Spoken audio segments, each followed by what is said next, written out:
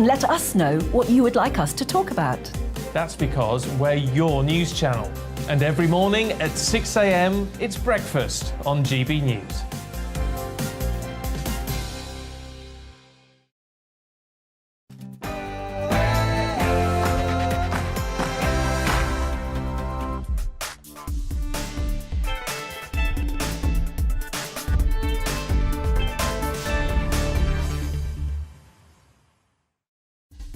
Hello and welcome. This is Calvin's Common Sense Crusade on your TV, online and on your wireless. Today we will be discussing the importance of family, Rishi's maths mission, and if they're good at their job, should a teacher's personal views matter? But first, here's the news with Tatiana Sanchez.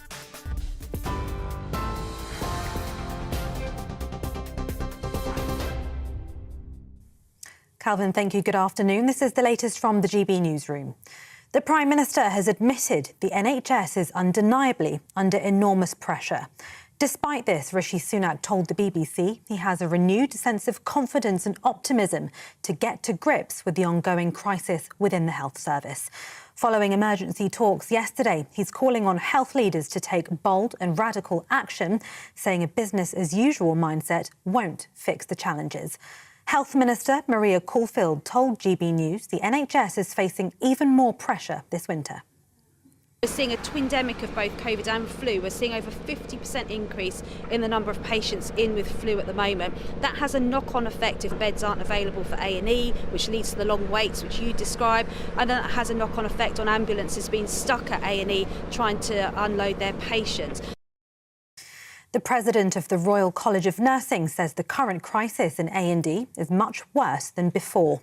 The union has warned upcoming strikes will be the biggest ever in the industry if the Prime Minister doesn't negotiate on pay.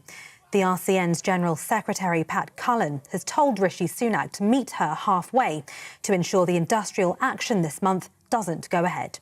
The union also says it's willing to consider a 10% pay rise rather than 19%. Shadow Health Secretary Wes Streeting told us they expect the government to sit down and negotiate. I'm afraid I did have to say to the nurses, however much I totally sympathise with their pay claim, I would kind of, on all honesty, Camilla, say if I was in government today, I'd be able to give them 19%. But we did say we would sit down and negotiate. I think that's what the government should do. The director of Orthodox Conservatives, Joseph Robertson, says the government needs to listen to the people on the ground who know the challenges and where the money should be spent. I think a lot of the problem with what's going on is that they're speaking from a top-down perspective. They're not looking at experienced workers. I think we need more decentralisation. I think we need more power back to those who are running practices, who are running centres around the country, and actually listening to their ideas of where the money should go, rather than the government just pouring in money without any real structure to that development. The Labour Party has been urged to team up with the SNP to block the government's plans for minimum service levels during strikes.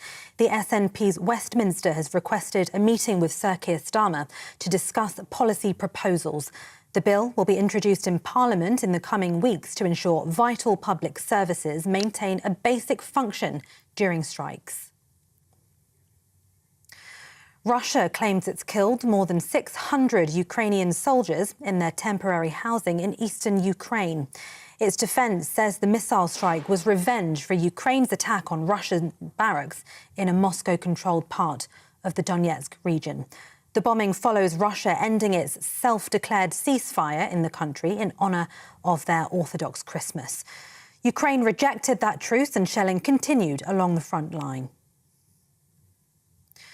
Prince Harry has been accused of making the Invictus Games a target for extremists by revealing in his memoir that he killed 25 Taliban fighters in Afghanistan. The former head of the Royal Navy says the Games, which are due to be held in Dusseldorf in Germany, will now have serious security issues because of the connection to Harry. He called the Duke very stupid.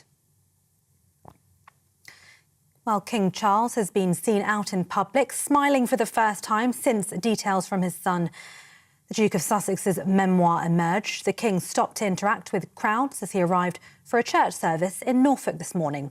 It comes as a string of personal revelations have been made public this week, with Prince Harry's book Spare accidentally released early in Spain. And one of Princess Diana's most famous dresses is set to go on sale at Sotheby's in New York later this month. The strapless evening dress is worth between £66,000 and £99,000. Diana first wore the dress for an official portrait with the then Prince of Wales in 1991. And the first ever rocket launch on UK soil takes place tomorrow evening. Part owned by Richard Branson, the Virgin Orbit Vorbo will launch from a new facility in Newquay in Cornwall at around 10 p.m, depending on the weather. This is GB News. We'll bring you more news as it happens. Now it's back to Calvin.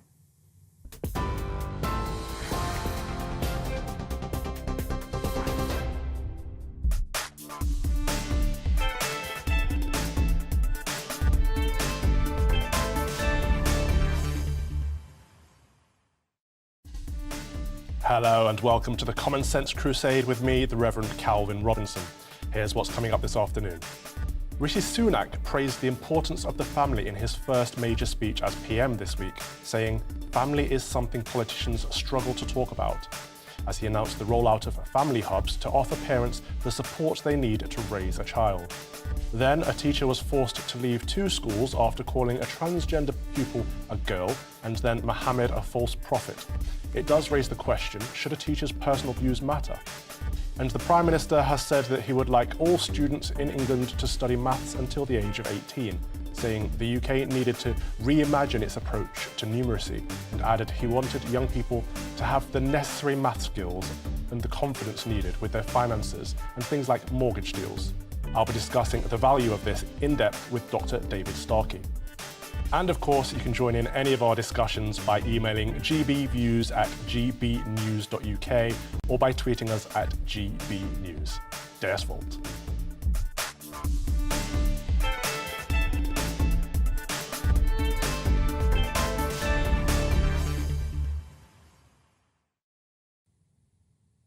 As a society, we have to stop lying. A liberal might argue that people should be able to live their lives however they see fit. What goes on between 2 consenting adults in the privacy of their own homes is no one else's business. A fairly reasonable argument. A conservative might argue that's fine, that we are individuals with liberties worth fighting for. However, those individual liberties come with social responsibilities. We live in a society, meaning our freedoms come with duties and obligations to our communities. Without understanding that basic concept, everything starts to fall apart. The family is the first community that we belong to, followed by our parish or local community, perhaps a sporting or religious community, and others right up to our national community and the worldwide human community. We cannot escape the fact that we are social beings. Why then have we seemingly concluded that people can self-identify, that we can create our own identities without any consideration for the people around us? As a man, society has certain expectations of me. I say rightly so. Without standards and expectations, we enter chaos and anarchy. Good governance of life is about finding that balance. To me, for a man to say he is now living as a woman oversteps that mark. I think it says that a person no longer cares about their place within the community, what is expected of them as a man, or how they are able to provide for their family. It says to me that their personal happiness is more important to them than their place in society. In my view, without boundaries, we don't know where to draw the line. What started as men wanting to live as women soon became white people wanting to identify as ethnic minorities. And that's just the start. The slippery slope many of us warned about is now starting to rear its ugly face. This week, we heard about a growing niche within the trans movement called trans age. It's been reported that some people now decide to identify as an age other than their biological natural age. It doesn't take an overly active imagination to see where this could be going and how breaking down this boundary will be dangerous to children and vulnerable young people. Boundaries exist for a reason, as do social expectations and standards.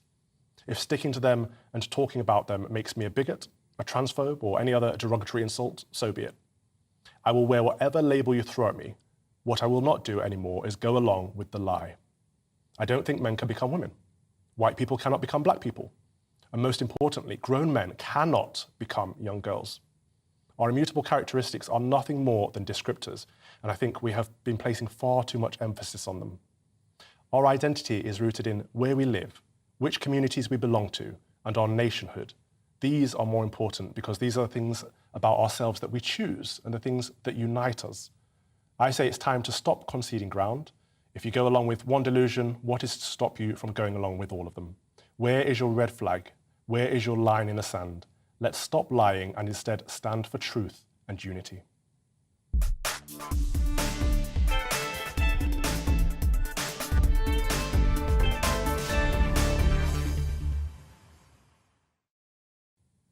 Rishi Sunak praised the importance of the family in his first major speech of 2023 this week. He recognised that family is something politicians struggle to talk about and said, we cannot not talk about the thing that is most important in most of our lives. He also announced the rollout of family hubs to offer parents the support they need to raise a child. But what exactly are family hubs? Here to explain this and more is Conservative peer Lord Michael Farmer. First of all, thank you for joining us on a Sunday, Lord Farmer. It's good to have you in the studio. Pleasure, Calvin. Good to be with you. What is a family hub? Well, I would say, to give Labour some credit to begin with, Labour had the Sure Start policy, setting up Sure Start centres all over the country, very many of them at a huge cost, which was centres for looking after 0 to 5-year-olds, the early years. The Family Hubs network, which has been developed over the last 15 years, which the Prime Minister is the first Prime Minister to really support them. They are hubs which are being set up in cities and towns across the country, and they are for 0 to 19 and to 0 to 25 for special needs children as well. So they are a place where multiple services within a hub. So you're going to have a hub where you've got government departments offering their services locally. It's going to be owned, if you like, by the local authority, but it will involve the charity services, the voluntary services as well. So they are a place which non-stigmatizing, where families can go, single mums can go. I always sort of cite the example of a single mum with a 13-year-old boy and she finds some white powder in his pocket. What does she do? Well, she doesn't want to go to social services and she doesn't want to go to the police. Well, a family hub would be a place where you go in the door and you would be directed towards a service that can help. But as I say, all the sort of government services, like with debt, homelessness, housing, all these problems that families have, and particularly where we're involved, I think the family breakdown area, you're going to have mediation services where you're going to have, I think already the courts are practicing having the couple mediation services, not in the actual court, but in the family hub. So it's a again, stigmatizing environment where you can hopefully reconcile the differences and keep the family intact. And why is that important? A lot of people say family is an old-fashioned idea. It's very traditionalist of you. Why is it important to keep the family intact? Well, actually, if you look at this data on family over the last, say, 50 years, there's been a real decline in the family. There's been a real increase in single parenting. I think in 1970, 21% of children were living with a single parent at the age of 17. Now it's 44%. And that was in the year 2000 when they did the Millennium Cohorts. So that was just in 30 years. And we've been living in an age where I think you've touched on this sort of individual liberalism, where in fact the family has been neglected. But it is the core social unit in society, and it's actually where, as the Prime Minister stated, I mean, he stated his own experience. That's where he was encouraged with his education. That's where he was given the values of what is right and wrong in society, etc., etc. If you don't have that behind you, then you're going to have a life of disadvantage. And I mean, the data backs this up as well, doesn't it? Sorry? The data backs this up as well. Yes. Well, absolutely. I mean, I can mention this prison review I did, which the Ministry of Justice own statistic showed that prisoners who had family visits were 39% less likely to reoffend than those who didn't have family visits. Very significant. Yeah, and the reoffending rate in those days, when I did it was 2017, was 43%. The intergenerational transmission of crime was running at over 60%. It's very, very high. If you've got a mum or a dad in prison, then you've got a 60% chance of ending up there yourself sometime. So, keeping families together, encouraging them, and particularly addressing the area of fatherlessness, yes, is very beneficial for society. The cost of family breakdown, we don't really analyse it in every single area. When a family breaks down, I think it's known that the woman, a single mum, will become, I think, something like 20% poorer. The cost of society, housing, welfare. And the Centre for Social Justice did a report that showed that the child from that family breakdown is twice as likely to end up failing school, twice as likely to end up homeless, and twice as likely to end up in drugs and crime. So your chances of falling into the gaps in society doubles by a family breakdown. Yeah, but this is also a pro-life argument, isn't it? Because for people like myself who talk against abortion in favour of the sanctity of life, people often say, but what about people post-abortion? What about the child for the rest of its life? Where is the argument to support the child growing up? But this is a case for...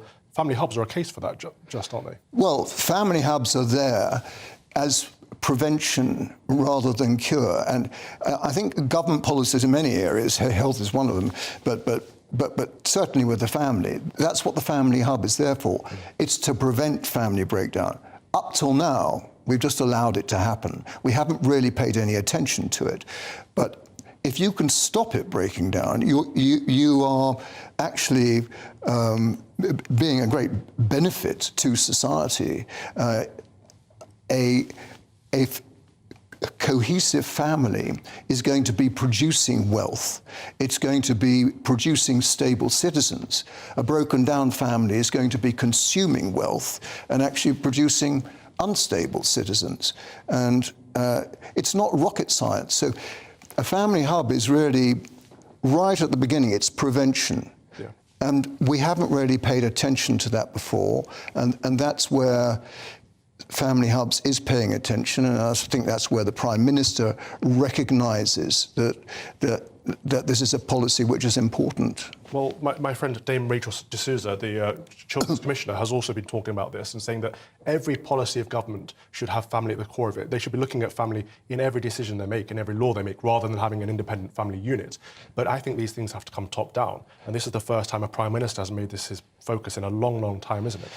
It is, even though a lot of Prime Ministers have been pushed that way. But I think, you've touched on it yourself, that this sort of culture of the sort of John Stuart Mill's adage, do whatever you like, but don't hurt anybody, has prevailed and is still there in a very strong way, that argument. But we have to fight against it because, I think the Prime Minister at the end said, families can come in different shapes, but what holds them together is love. Well, that word love is very misused. I mean, how do you define love? And actually, love is displayed in a family by commitment. It's the biological family is shown to be far more committed to one another, even though they may not like one another or they may have had arguments, etc. They will still be there for one another and help each other through. Absolutely with you. I think love is about self-sacrifice, but also I think we could go on this conversation a lot longer and talk about how liberalism is actually destroying the family. Yeah. But I don't think we have time today, but thank you so much for coming in. Not at all. That is Lord Michael Farmer of the Conservative Peer. Now, plenty more to come this afternoon on my Common Sense Crusade. After the break, a teacher was forced to leave 2 schools after calling a transgender pupil a girl and then Mohammed a false prophet. It does raise the question, should a teacher's personal views matter? But first, let's take a look at the weather. Looking ahead to this evening's weather, and the UK is looking to have a mix of clear spells and showers with breezy conditions. Here are the details. A fair number of showers are likely to sweep in across the southwest of England in brisk and gusty winds. As a result, clear spells will be short-lived. Most of the showers across the southeast should die out, so many areas here will go into the evening drier, with clear periods developing. A showery setup is expected across much of Wales, although the heaviest and most widespread of the showers are likely in the west. The occasional shower might make inroads into parts of the West Midlands thanks to the southwesterly breeze, although for many will be a dry start to the night with broken cloud cover. It will be a similar situation across northeastern England, where showers are possible over the Pennines, whilst further east towards the coast it looks dry and fairly clear. Scotland will see a large contrast from west to east, with showers in the west and clearer spells towards Edinburgh and other eastern parts. Across Northern Ireland, it will be a changeable picture. There'll be some clear weather at times, especially in the east, but with some showers moving in from the west. Overnight, we'll hold on to clear spells and blustery showers, although most of the showers are likely in the west. And that is how the weather is shaping up into tomorrow morning. He's the king of breakfast TV, and he's back and returning to his throne. This is Breakfast on GB News with Eamon Holmes and Isabel Webster. Good morning. It's my favourite. Oh, right. Set your alarms. Eamon Holmes back on GB News Breakfast on the 9th of January at 6 a.m.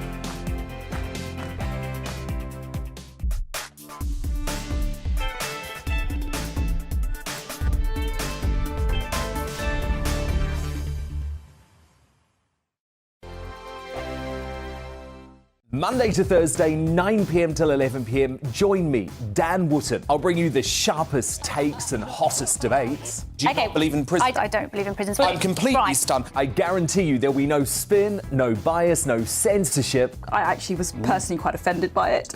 And no reason to go to bed. So I guess they've always been quite woke. That's Dan Wootton tonight on TV, radio and online. Monday to Thursday from 9 p.m. till 11 p.m. on GB News. The People's Channel, Britain's news channel.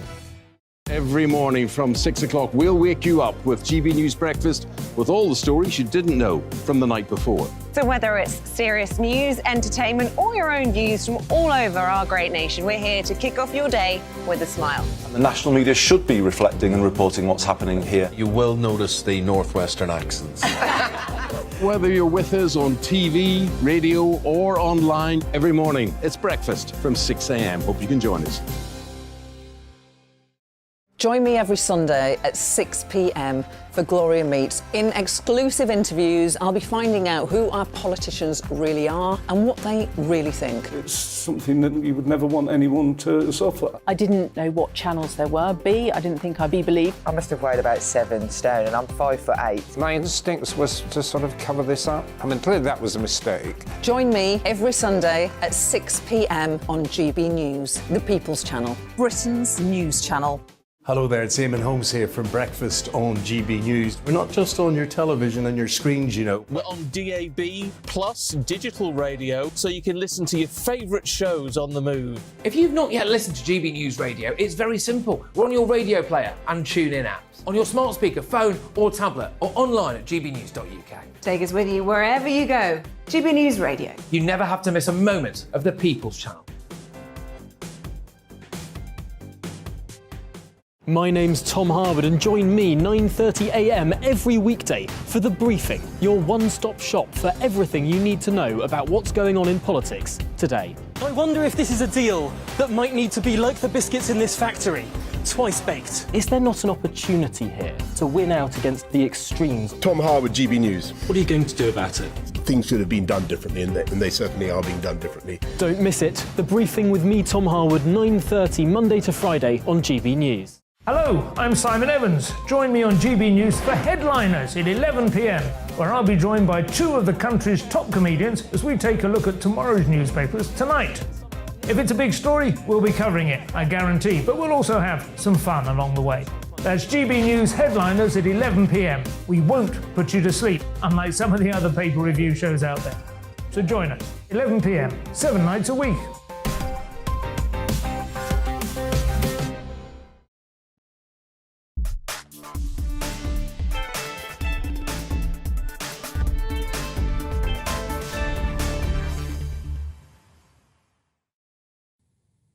Welcome back to the Common Sense Crusade on GB News, on TV, online and on your wireless. A Christian teacher has claimed he is being discriminated against as he faces a professional conduct hearing after misgendering a student. In 2017, Joshua Sutcliffe was suspended by and then left the Cherwell School in Oxford, where he taught, after he told a group of students, "Well done, girls." One of the students identified as a boy. The hearing is in regard to his time at the school, and Sutcliffe could be prevented from teaching if the allegations against him are proved. He also said he had to leave another London school after calling Mohammed a false prophet on his personal YouTube channel. So today I'm asking, should a teacher's personal views matter? Now joining me is former Eton teacher and cultural commentator Will Noland. Will Noland, another teacher who is known for having very strong personal views on YouTube. Thank you for joining us today. Tell us a little bit about your story, if you can summarise it into 30 seconds or so. Well, I was asked to give a lecture on the topic of identity, and I spoke about toxic masculinity and how actually it's not toxic when viewed from the point of view of biology, and how women have valued these very traits in men for years. This caused offence, and I was asked to take the video down off YouTube despite a disclaimer. And I felt this infringed upon my freedom of speech. Right, so this sounds very much like what's happened to Sutcliffe at his London school. It sounds very common amongst the teaching community now. Would you say there is a groupthink mentality or an echo chamber in education? Yes, certainly. I think there's this idea that what we are supposed to have is neutrality in teachers, but the way that's actually put out in practice is that only certain viewpoints are allowed to be held by teachers, and yet teachers don't know what these viewpoints are. It's not put in black and white, so that they find themselves walking over an invisible tripwire, and they need to be told with great clarity what the views they're expected to hold are, but they don't know. That's interesting that we don't know what the views are, but we know what the views aren't, because Sutcliffe says his teaching record was stellar and that he's being persecuted for his Christian views. That sounds very similar to me. Yes, I think this is certainly one of the tripwires. And to the extent that he's been described as misgendering a student, what you can see there is that the idea that a transgender person is a real thing has been assumed in the phrasing of the accusation. But really, there are just men, for example, who might mistakenly identify as women. Now, the way it's been set up assumes that he's supposed to agree with the whole idea of transgender being legitimate. But surely this should be one of the things that is open for discussion and that a variety of perspectives are tolerated on, but clearly not. It should be, absolutely. It's bizarre to me that someone can get suspended for saying, "Well done, girls," which is a compliment. It's encouraging good behaviour. However, one of the girls identified as a boy, which shows the school is going down the track of trans-affirming. And is that not the danger here, that those schools are affirming one particular politically contested set of views and going against another? Because in contrast, the teacher, Sutcliffe, said on his personal YouTube channel that Mohammed is a false prophet. And now that was enough to get him suspended. Well, if it's the personal view that's the problem, then surely a teacher saying that Muhammad is not a false prophet is also putting out a personal view and should be dismissed for that. So you can see not so much having a personal view as what particular view you have that's the problem. And here's where we get into very dangerous territory indeed, especially with the fact that teachers' social media is also being monitored and policed too. And we can see this with Jordan Peterson's recent problem regarding the fact that unless he submits to retraining, then he's not allowed to continuing practicing as a psychologist. And this isn't related to what he does in his professional career. It's about his own personal social media. Absolutely. I just want to clarify. Sorry, I got that wrong. He wasn't suspended for saying Muhammad was a false prophet. He left that school. He was suspended for saying, well done, girls. But I still think both of these are very valid viewpoints. And I watched your video, actually. I watched your video on masculinity or toxic masculinity, and I thought it was very fair and very balanced. But where can we go if teachers are afraid of voicing their opinions, even in private spaces such as YouTube and outside of school? Where can we go in education to make sure that both viewpoints are put across to students or to young people? In a way, I think it does draw more attention to the role of parents in education. Parents are always the primary educators, whether they are homeschooling or not. So parents who are feeling that their kids aren't being taught to think critically in a broad-based manner in schools need to take that duty very seriously. And it might mean accessing extra services like libraries, internet, books, etc., or just having good old-fashioned discussions around the dinner table so that the children hear the variety of perspectives they might not otherwise be encountering, lest the teachers fear a sacking. I'm with you, Will. I think at this point I recommend homeschooling far more than I recommend any schools in this country. A lot of them seem to be captured, unfortunately. We've got to take back control and reverse that long march through the institution. Anyway, thank you very much for joining us. That is Will Noland, former Eton teacher and cultural commentator. We reached out to both the Cherwell School and the Department of Education for a comment. Cherwell School said they were unable to comment at this time, and the DFE told us that they do not comment on individual cases. You are with GB News on TV, radio and online. And the Prime Minister has said that he would like all students in England to study maths until the age of 18.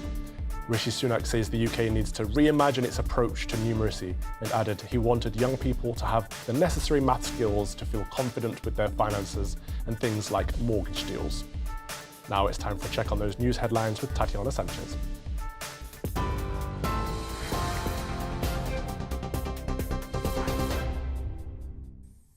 Calvin, thank you. This is the latest from the GB Newsroom. The Prime Minister has admitted the NHS is undeniably under enormous pressure. Despite this, Rishi Sunak told the BBC he has a renewed sense of confidence and optimism to get to grips with the ongoing crisis within the NHS. Following emergency talks yesterday, he's calling on health leaders to take bold and radical action, saying a business-as-usual mindset won't fix the challenges. Health Minister Maria Caulfield told GB News the NHS is facing even more pressure this winter. We're seeing a twindemic of both COVID and flu. We're seeing over 50% increase in the number of patients in with flu at the moment. That has a knock-on effect if beds aren't available for A&E, which leads to the long waits, which you describe, and that has a knock-on effect on ambulances being stuck at A&E trying to unload their patients. The President of the Royal College of Nursing says the current crisis in A&E is much worse than before. The union has warned upcoming strikes will be the biggest ever in the industry if the Prime Minister doesn't negotiate on pay. The RCN's General Secretary, Pat Cullen, has told Rishi Sunak to meet her halfway to ensure the industrial action later this month doesn't go ahead. The union also says it's willing to consider a 10% pay rise rather than 19%. Shadow Health Secretary Wes Streeting told us they expect the government to sit down and negotiate. I'm afraid I did have to say to the nurses, however much I totally sympathise with their pay claim, I would kind of, on all honesty, Camilla, say if I was in government today, I'd be able to give them 19%. But we did say we would sit down and negotiate. I think that's what the government should do. And King Charles has been seen out in public smiling for the first time since details from his son, the Duke of Sussex's memoir, have emerged. The King stopped to interact with crowds as he arrived for a church service in Norfolk this morning. It comes as a string of personal revelations have been made public this week, with Prince Harry's book Spare accidentally released early in Spain. TV, online and DAB+ radio. This is GB News.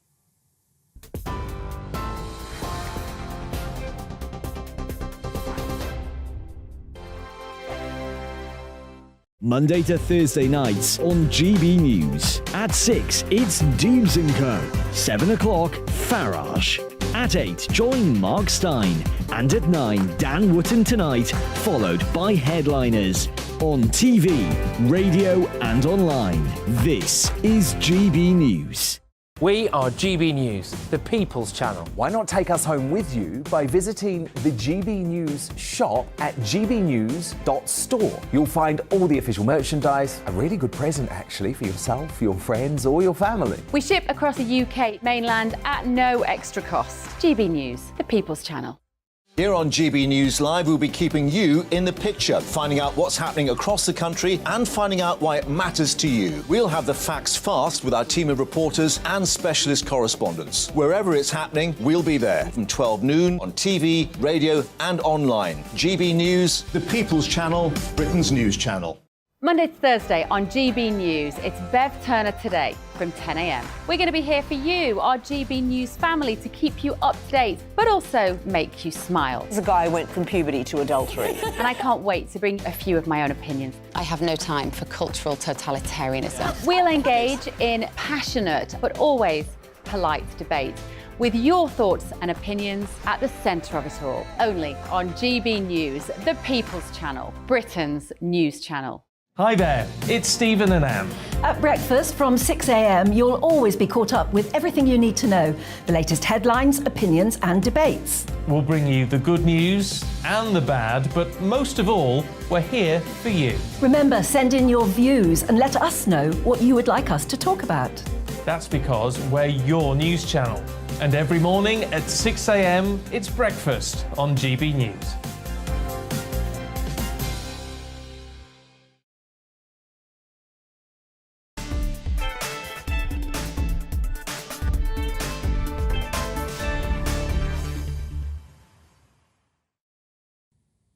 Welcome back to the Common Sense Crusade on GB News, on TV, online and on your wireless. In his first major policy speech of 2023, Rishi Sunak announced plans to make all students study maths up to the age of 18. He said, "In a world where data is everywhere and statistics underpin every job, letting our children out into the world without those skills is letting our children down." So is Sunak planning to turn us into a nation of technocrats who know the price of everything but the value of nothing? I spoke to historian and broadcaster Professor David Starkey about this for our weekly segment. David Starkey, Sunak mentioned in his speech that we're one of the few countries not to require our children to study some form of maths up to the age of 18. Is that because we've traditionally valued the humanities in this country?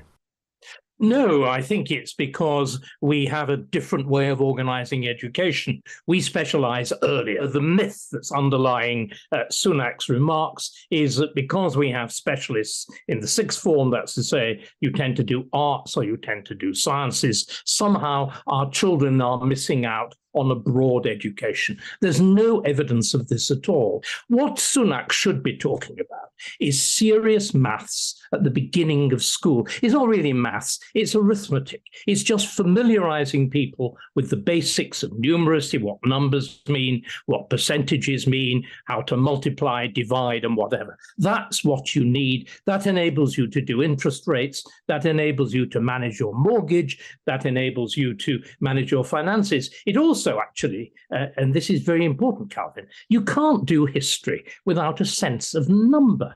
In my period of history, the early modern period, you need to know that the time of the great conflict between England and France, how is it that a country like England, which is a quarter the size of France, and at the time had about a fifth of the population, manages to beat France in war? You need to know, in other words, you need, as it were, a sense of what I used to call orders of magnitude. So that's the positive for maths. But let's just look at the other side now, why I think Sunak is fundamentally wrong.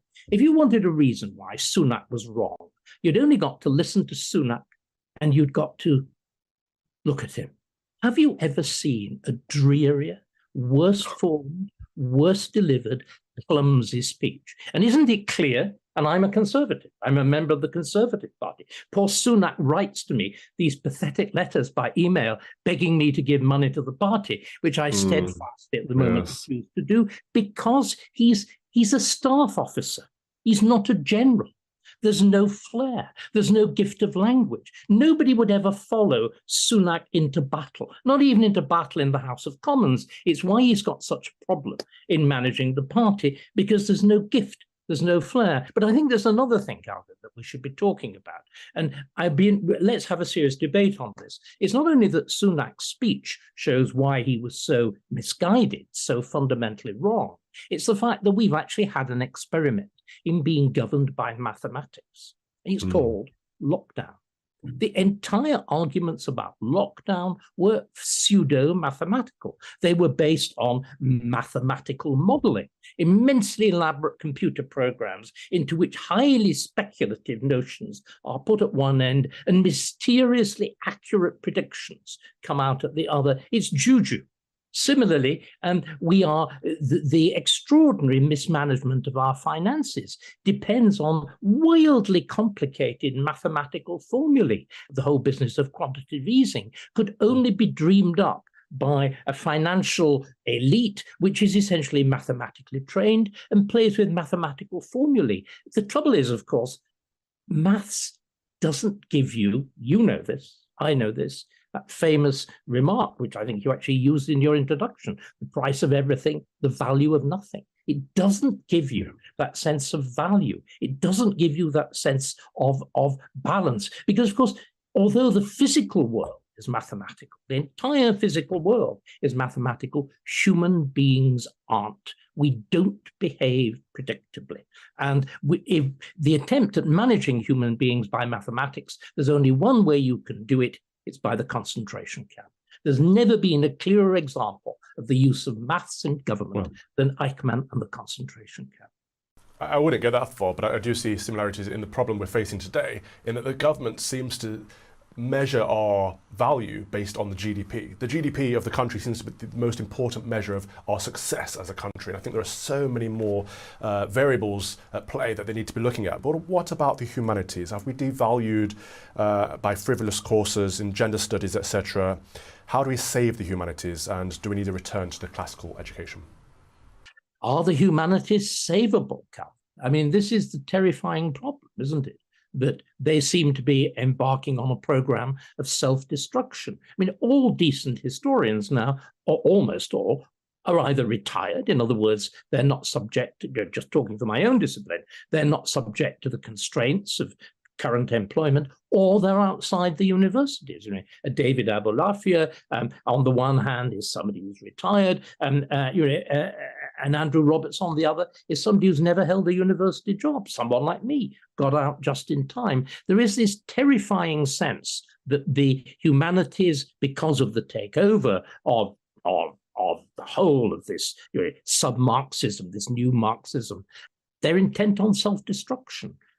All that one can hope for is that the intrinsic interest of the subject, the liveliness of people's commitment to literature, their involvement of theatre, the intrinsic interest of the thing. We're interested in people, all of us, naturally. The humanities are the door to that. But that's quite pessimistic. Does that, I mean, we have had periods of history where we've lost the classics entirely and they've had to be rediscovered. Could that be possible again? What do we mean with the Dark Ages? Knowledge can die.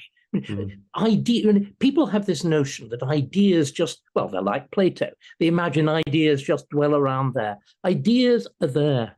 They're inside people's heads. These ideas that I've been talking about, the ideas of monarchy, aristocracy, democracy, and whatever, to a fundamental extent, had to be rediscovered. This is what these things called renaissances are about.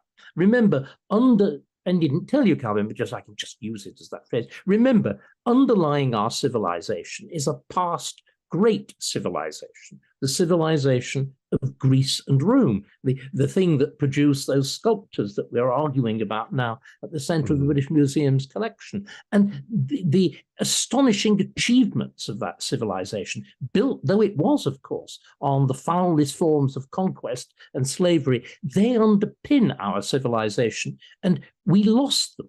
We lost them with the fall of Rome. Fundamentally, Rome falling, and sorry, this is really frightening stuff. Rome falling because they mismanaged the currency, because they had the equivalent of the NHS. They doubled the pay of the army in 260, and it's downhill from there.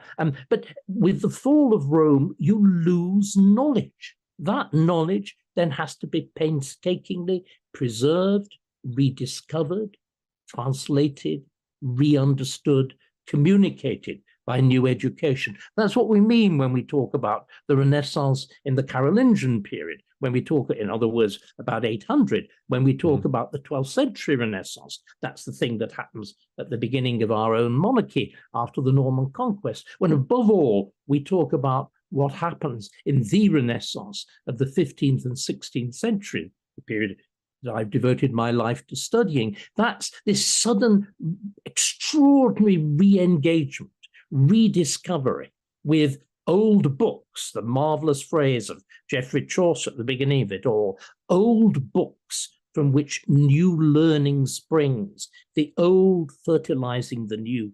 We don't need a new enlightenment. The horrors that we have at the moment are a product of the late Enlightenment. We need a new Renaissance. A new Renaissance, I love it. That was more of a warning than a conversation, but David Starkey, thank you very much. Pleasure. Another excellent conversation there with Dr. David Starkey. And to give their thoughts off the back of that are broadcaster Darren Grimes and writer Rebecca Reed. Rebecca, you have a daughter. How do you feel about the prospect of her being obliged to study maths until the age of 18? I would genuinely consider homeschooling from 16. I think it is so unfair. Firstly, also, I'd like to thank you for the cold that you gave me last week. You can hear that I sound very healthy. Secondly, I think if she's anything like me, and I really hope she isn't on a lot of levels, I think it's torturous. I think it's a really good way to make people wish to leave education. There's absolutely no point in forcing people to study things that they don't enjoy and that they're not good at. Yeah, I can hear my producer coughing in my ear as well. Everyone's caught it. I don't think it was from me. Sorry. Darren, do you applaud what Rishi Sunak said, at least thinking outside of the box and trying to find a way to ensure that young people are better prepared for later life? Look, there's not much that comes out of Rishi Sunak's mouth that I do actually endorse at the moment. But on this, I think he has at least half a point, right? We've got to be able to compete with the likes of China around the world in these new technologies. And you've got to be able to leave school with basic tenets of understanding of English and maths.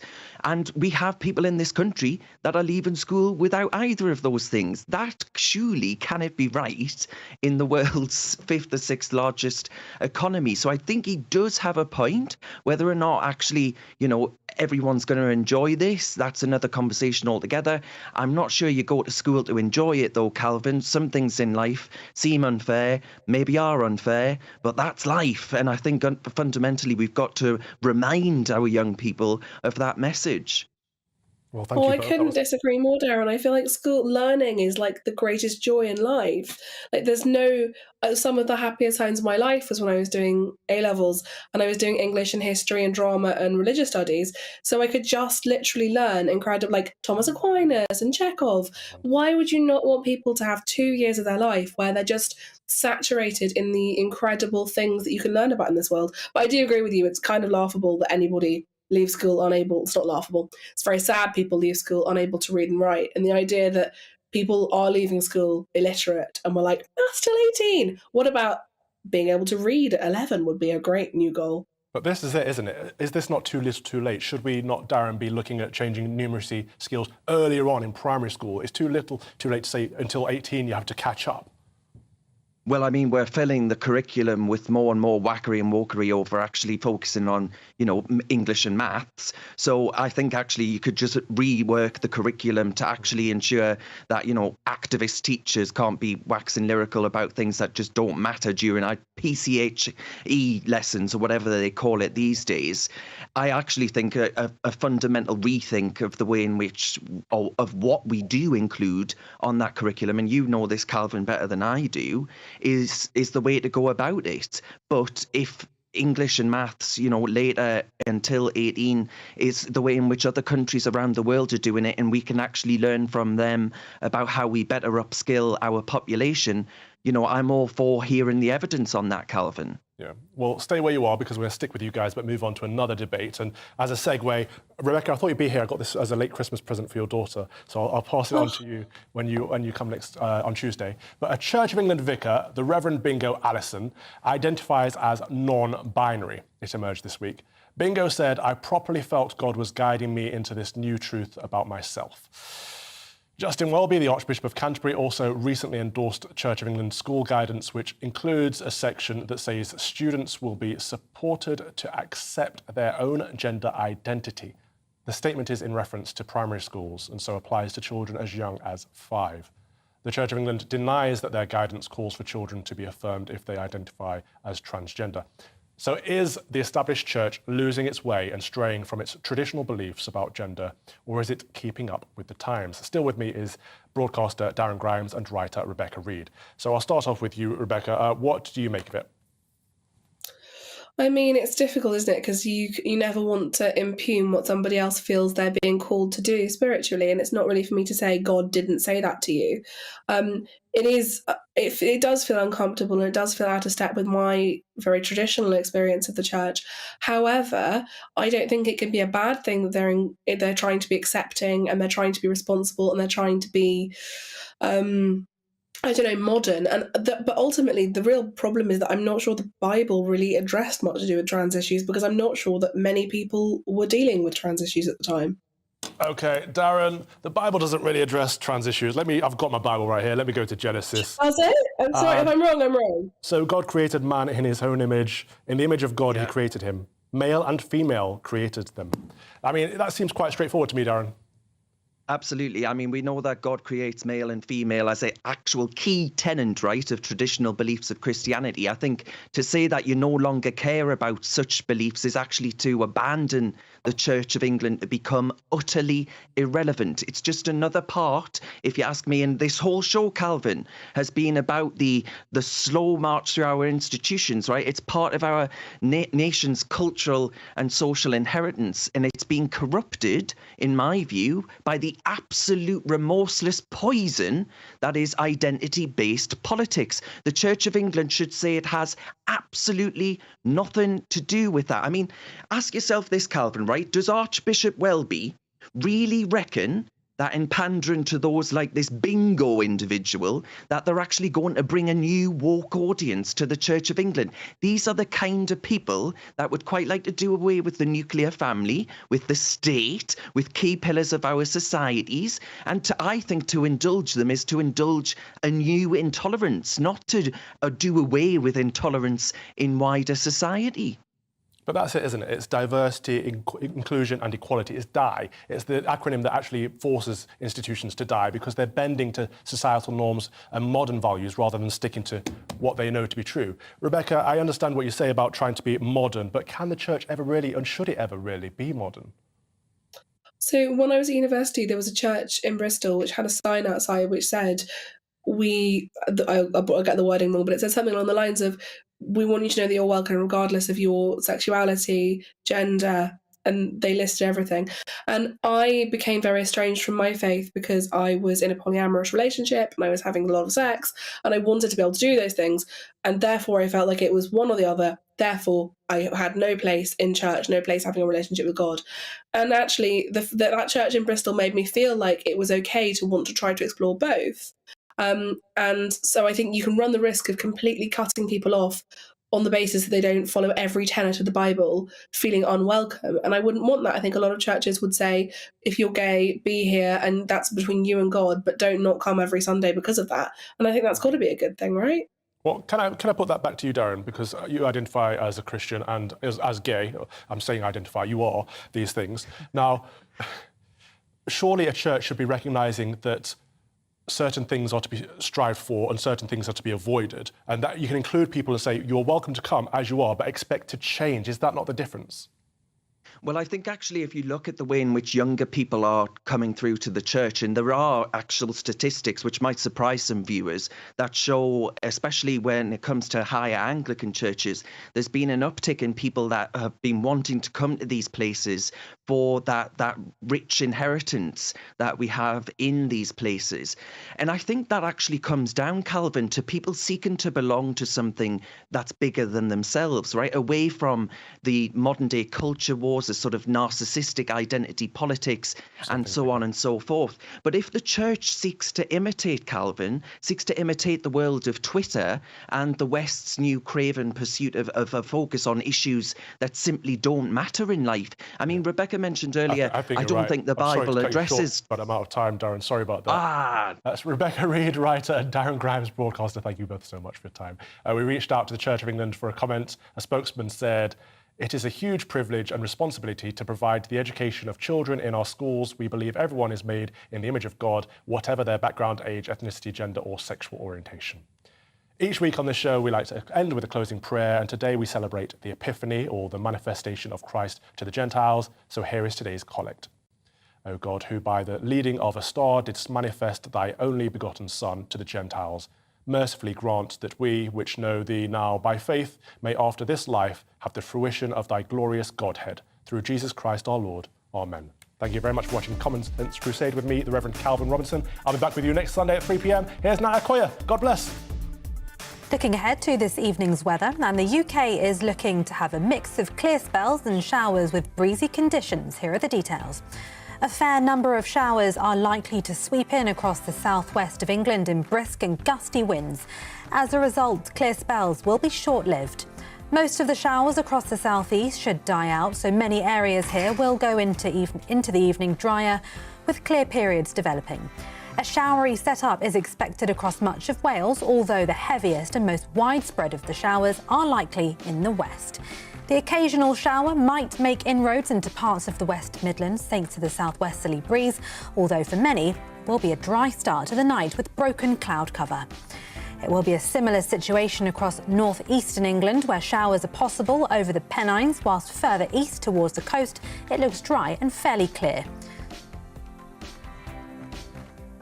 Scotland will see a large contrast from west to east, with showers in the west and clearer spells towards Edinburgh and other eastern parts. Across Northern Ireland, it will be a changeable picture. There'll be some clear weather at times, especially in the east, but with some showers moving in from the west. Overnight, we'll hold on to clear spells and blustery showers, although most of the showers are likely in the west. And that is how the weather is shaping up into tomorrow morning.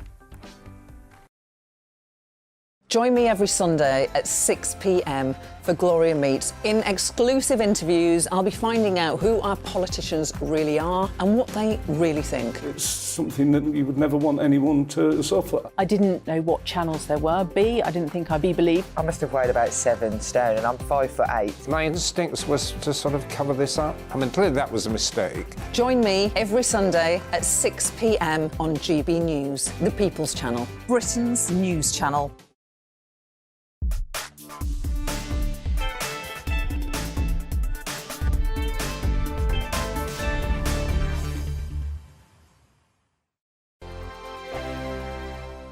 Every morning from 6 o'clock, we'll wake you up with GB News Breakfast with all the stories you didn't know from the night before. So whether it's serious news, entertainment, or your own views from all over our great nation, we're here to kick off your day with a smile. And the national media should be reflecting and reporting what's happening here. You will notice the northwestern accents. Whether you're with us on TV, radio, or online, every morning, it's breakfast from 6 a.m. Hope you can join us. We are GB News, right across the nation. You can get us on television, on radio, on digital. We're absolutely everywhere. Amazing! You see, amazing! You remind me of me in the European Parliament. But here's the most important bit. We are not part of the mainstream establishment. We think and speak just like you do. We are the People's Channel. Magnificent. That's really, really thoughtful. Come and join us on GB News, the People's News Channel. My name's Tom Harwood and join me 9:30 a.m. every weekday for The Briefing, your one-stop shop for everything you need to know about what's going on in politics today. I wonder if this is a deal that might need to be like the biscuits in this factory, twice baked. Is there not an opportunity here to win out against the extremes? Tom Harwood, GB News. What are you going to do about it? Things should have been done differently, and they certainly are being done differently. Don't miss it. The Briefing with me, Tom Harwood, 9:30 Monday to Friday on GB News. Join me, Nana Akue, Saturday and Sunday afternoons on GB News. Expect fiery debate and passionate discussion as me and my panel tackle some of the biggest topics hitting the headlines. It's a place for everyone's opinion. No one gets cancelled, but no one gets an easy ride. Oh, she's on it today! Be ready for conversations that are fierce, frank, and of course, fun. Every Saturday and Sunday afternoon from 4 p.m. on GB News, the People's Channel.